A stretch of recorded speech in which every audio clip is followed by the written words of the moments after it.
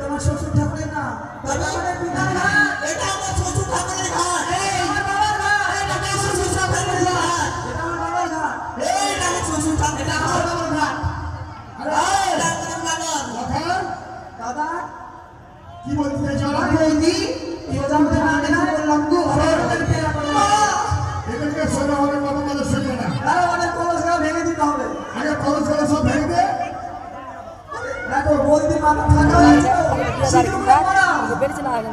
ওই দেখো আমি বলছি বিহার আমি ধরছি সবাই সবাই সিঁদুর দিকে পড়ে দাও।